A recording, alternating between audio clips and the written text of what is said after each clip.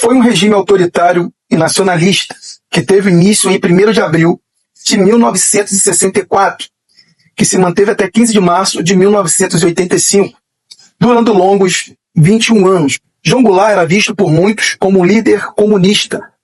Isso porque defendia pautas como direito irrestrito ao voto, distribuição de renda e a reforma urbana ou agrária de forma gradual. João Goulart defendeu isso num comício na Central do Brasil para 150 mil apoiadores.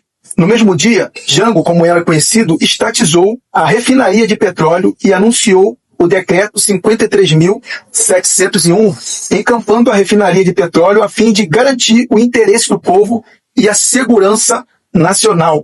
Quando se trata de soberania nacional, falamos diretamente da valorização do salário mínimo, poder de compra na mão da classe trabalhadora, investimento em saúde, educação e saneamento básico e acesso à água potável, coleta de lixo, prevenindo doenças que resultará na proteção do meio ambiente. Mas todas as vezes na história desse país que se levanta alguém com políticas inclusivas de forma a atender os direitos básicos garantido por lei da população pobre desse país, também se levanta uma corrente de desinformação que atua através do medo, causando pânico na sociedade. Como, por exemplo, as privatizações de determinados serviços que nos faz defender sem saber que quem pagará pelos serviços privados é a população. No dia 31 de março, as tropas militares marcharam de Minas até o Rio de Janeiro, onde Jango estava, sob o comando do general Olímpio Mourão Filho. As tropas avançaram sobre pontos estratégicos do Rio de Janeiro. O movimento legalista ensaiou uma resistência, isso no dia 1º de abril, mas foi vencido. As tropas continuaram avançando e Jango foge para Brasília. Em seguida, Porto Alegre, ficando exilado no Uruguai. As tropas invadiram a Rádio Nacional e anunciaram aos 82 milhões de brasileiros o início, que segundo eles seria o início de uma revolução. Durante o período militar, o Brasil teve 6 presidentes. Quais foram eles e seu feito? Lembrando que Ranieri Mazzilli foi presidente nessa época, interinamente porque era presidente da Câmara. E ficou, portanto, 13 dias nesse regime de transição. O primeiro foi Humberto Castelo Branco. Aqui tem uma curiosidade que eu particularmente nunca vi ninguém colocar isso quando se fala de ditadura. Que seu vice não foi um militar, foi um civil. Eu duvido você adivinhar o nome do seu vice. O vice de Castelo Branco foi nada mais nada menos que José Maria Alckmin. Esse mesmo que você está pensando, não esse vice-presidente. Tio-avô do vice-presidente da República, Geraldo Alckmin. Eu duvido que você sabia dessa.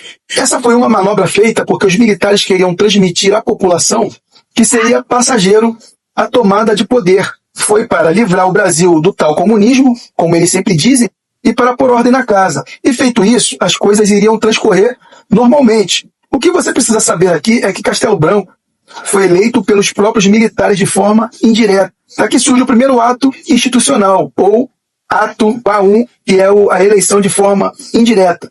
Seus principais feitos no início de seu governo foi que líderes sindicais e estudantes foram perseguidos e presos. Funcionários públicos foram aposentados à força e políticos de vários partidos foram caçados, menos os da UDN no primeiro momento. Aumentou impostos e tarifas dos serviços públicos, fez empréstimo com os Estados Unidos de 1,3 bilhões somente no primeiro ano. Incentivou a entrada de capital estrangeiro, ajustou os salários dos trabalhadores abaixo da tabela da inflação e retirou a estabilidade de emprego depois de 10 anos.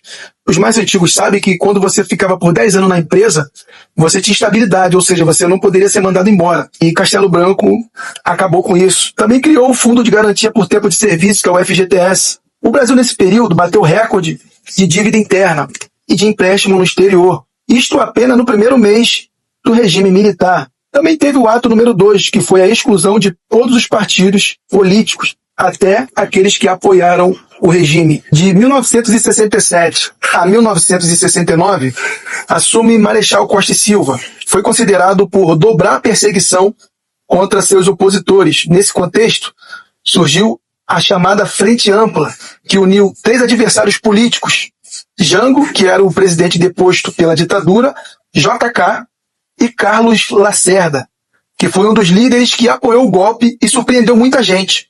O JK e o Lacerda lançaram um partido que foi proibido, eles foram presos e talvez foram assassinados entre agosto de 76 e maio de 79. Isso porque, misteriosamente, os três morreram em apenas 9 meses. Com isso, cresce o movimento estudantil e a greve dos trabalhadores. Nesse momento, com o povo indo às ruas, que nasce o famoso AI-5, Ato Institucional número 5. Ocorreu em 13 de dezembro de 1968. E o que antes era maquiado se torna uma ditadura escancarada, de tal maneira que não há como negar. Nesse período, o povo teve seu direito civil cerceado, roubado e violado, ficando vulnerável a qualquer abuso de autoridade policial e militar, sem que tenha o seu direito de defesa. O AI-5 dava ao atual presidente o poder de fechar o Congresso, fazer determinadas leis,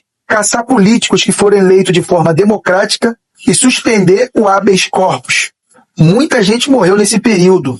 Todos os meios de comunicação foram censurados. Também foi criado o SNI, Serviço Nacional de Informação, o DOPS, Departamento de Ordem Política e Social, e o DOI-CODE, Departamento de Operações Internas e Centro de Operação de Defesa Interna. Lembrando que os Estados Unidos financiam o golpe e participaram diretamente por meio de tortura. Existiam escola de tortura, a mais conhecida é a Escola das Américas, com mais de 60 mil militares de 23 países que se formaram nela, conhecida também como Escola de Assassinos. Daí surgiu a expressão conhecida como o pau de arara. A todo momento surgiam movimentos contrários à ditadura.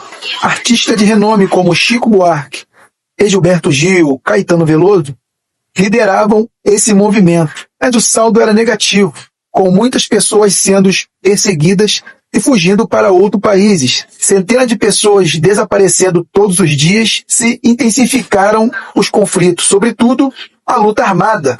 Chegou no ponto em que a resistência armada era a forma de negociação da força pela força. Teve muito abuso de ambas as partes. Pelos manifestantes, teve assalto a banco, sequestro de embaixadores, assalto a carro forte e também praticava pequenos furtos. Isso para conseguir dinheiro, mantendo a resistência viva e também como moeda de troca para a libertação de prisioneiros. Nesse contexto, em 1969, é assassinado pela polícia Marighella, entrando para a história como um dos maiores guerrilheiros do Brasil e do mundo. Uma das mais famosas guerrilhas foi a Guerrilha do Araguaia, organizada pelo movimento comunista. Esses foram os principais fatos do regime militar entre 1964, onde Humberto Castelo Branco era o presidente, a 1969, de Marechal Costa e Silva.